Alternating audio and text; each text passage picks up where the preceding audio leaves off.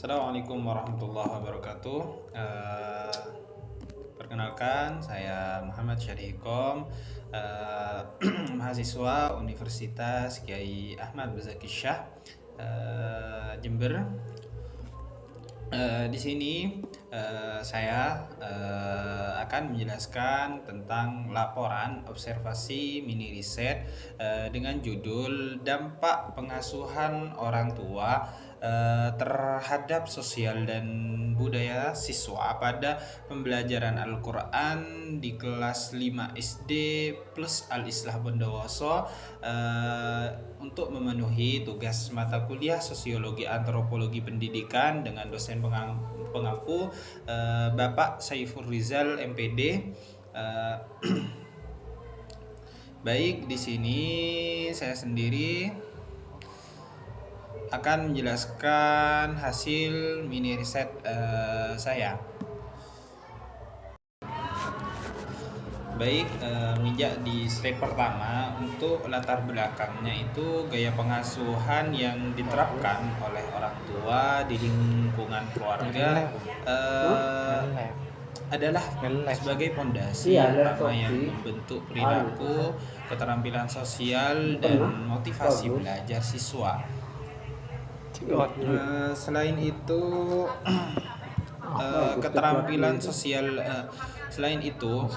sehingga dampak terlihat signifikan ketika anak memasuki institusi pendidikan formal, termasuk di SD plus Al-Islah Bondowoso. Pola asuh yang support dan otoritatif misalnya cenderung menghasilkan siswa yang mandiri, disiplin, dan memiliki regulasi emosi,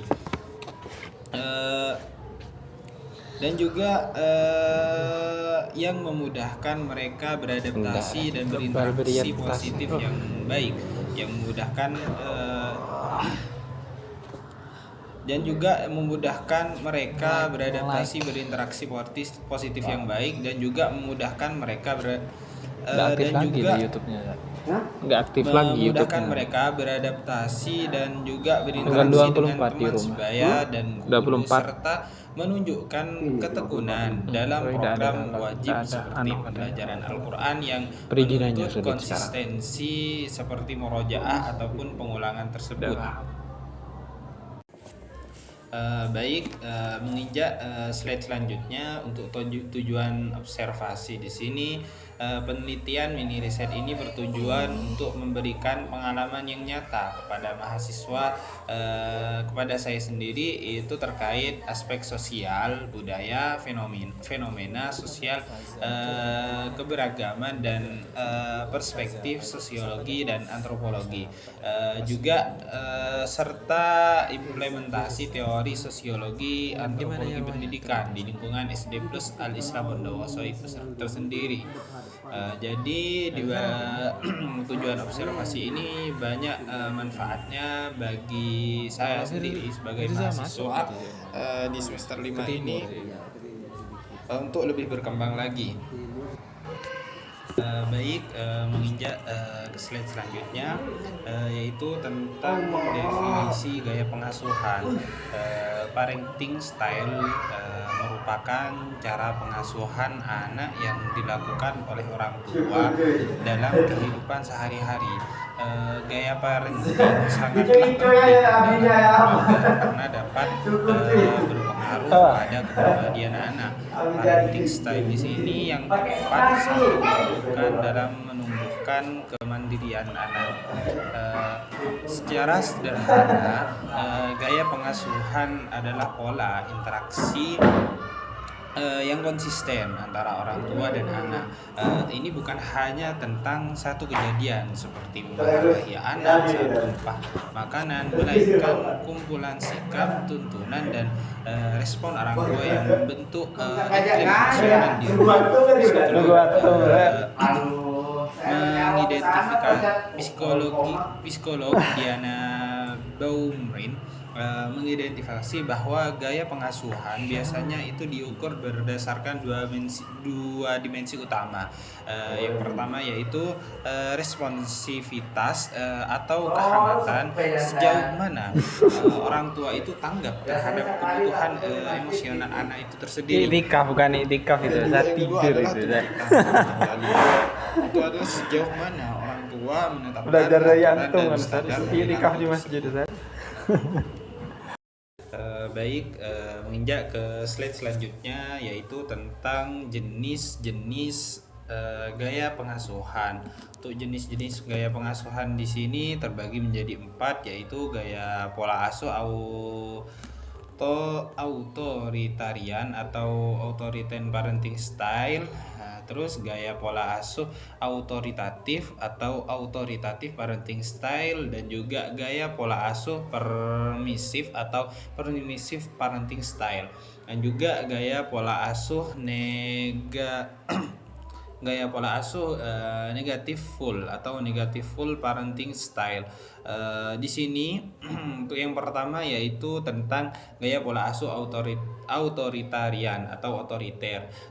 Gaya asuh ini sering sebagai gaya tangan besi atau disebut dengan tangan besi, di mana orang tua itu memiliki kendali yang sangat tinggi tetapi rendah dalam kehangatan. Ciri khasnya itu menuntut kepatuhan telak, banyak aturan yang kaku, dan komunikasi biasanya satu arah atau dari orang tua ke anak. Dan untuk yang kedua yaitu gaya pola asuh autoritum atau otoritatif atau demokratis. Ini dianggap sebagai gaya pengasuhan yang paling seimbang dan ideal karena tinggi dalam kendali sekaligus tinggi dalam kehangatan. Ciri khasnya itu orang tua menetapkan aturan dan batas yang jelas, namun tetap memberikan penjelasan secara logis dan mendengarkan pendapat anak. Untuk yang ketiga yaitu gaya pola asuh permisif atau memanjakan. Gaya ini ditandai dengan kehangatan yang tinggi, tetapi hampir tidak ada kendali atau aturan dari orang tua. Ciri khasnya orang tua itu sangat memanjakan, jarang memberikan hukuman, dan cenderung itu membiarkan anak melakukan apa saja. Orang tua itu lebih berperan sebagai teman daripada figur otoritas. Yang keempat yaitu gaya pola asuh negatif ataupun abaikan atau tidak peduli. Gaya ini memiliki tingkat kehangatan maupun kendali yang sangat rendah. Ciri khasnya orang tua itu cenderung acuh tak acuh, hanya memenuhi kebutuhan fisik dasar. Baik, menginjak ke slide selanjutnya yaitu tentang indikator perilaku siswa. Untuk yang pertama, indikator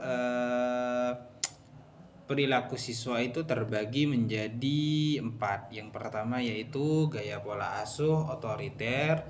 Di sini pola asuh itu ditandai dengan kontrol yang sangat tinggi namun rendah dalam kehangatan. Di sini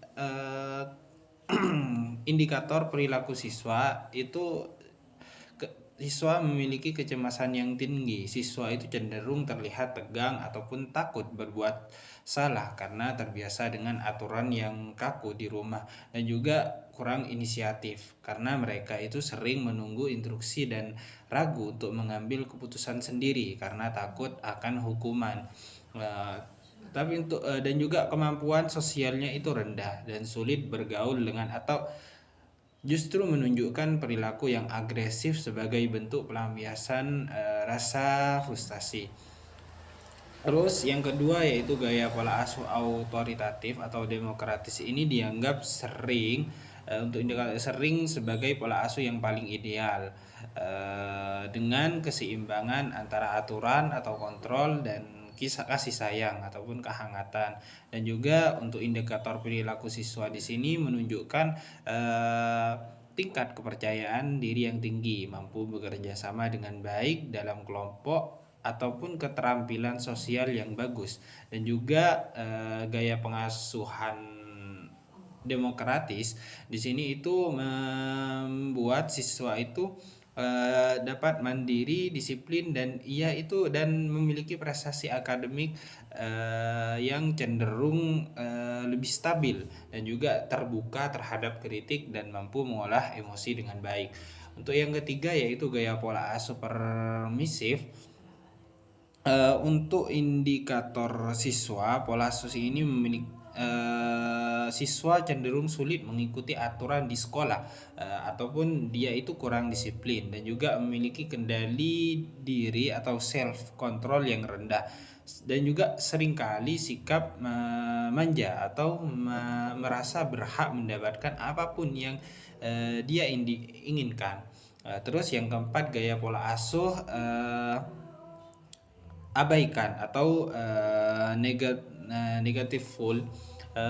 Indikator perilaku siswanya di sini menunjukkan perilaku yang menarik diri dari lingkungan sosial dan juga dia itu rentan terhadap masalah emosional dan perilaku menyimpang dan juga memiliki prestasi akademik yang cenderung rendah daripada yang lain karena kurangnya pengawasan dan juga sering tidak berharga atau tidak memiliki arah tujuan hidup.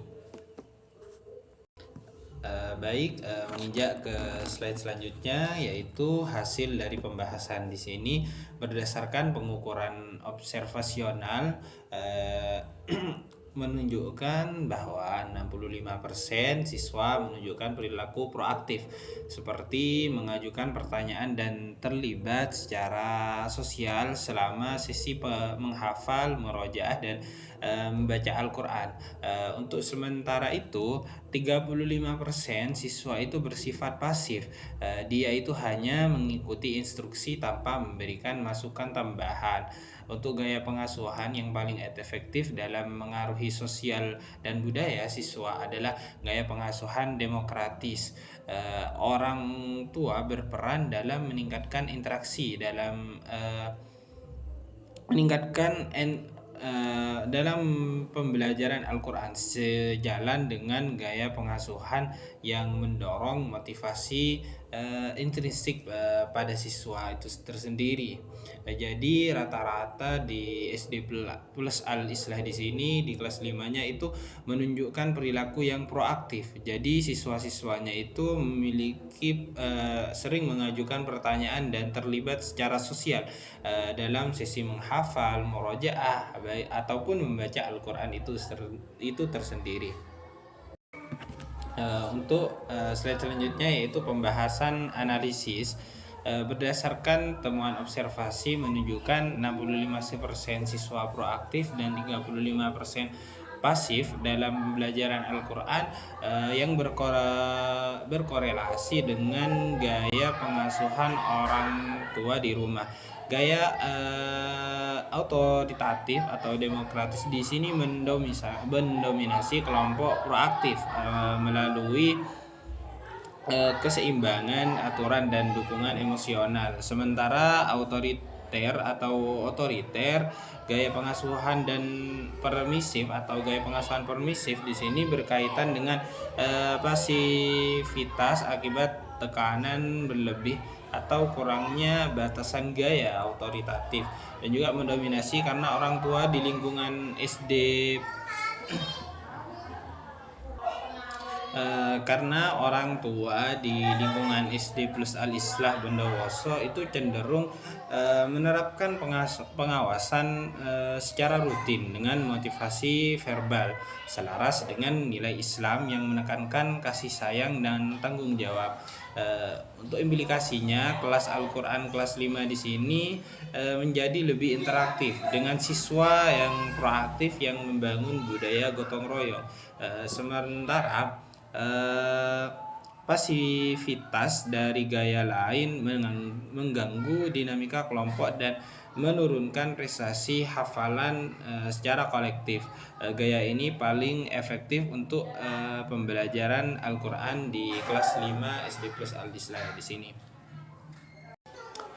Baik, kesimpulannya, gaya pengasuhan orang tua di SD plus Al Islah Bondowoso itu didominasi oleh gaya asuh demokratis yang diterapkan pada mayoritas siswa kelas 5. Itu mencapai 65% siswa proaktif dalam interaksi sosial seperti bertanya, berkolaborasi, kolaborasi selama tilawah ataupun membaca serta hafalan Al-Qur'an. Sementara otoriter, pesimis, intelijen dan negatif full berkorelasi dengan 35% siswa pasif yang menunjukkan kepatuhan minimal tanpa inisiatif.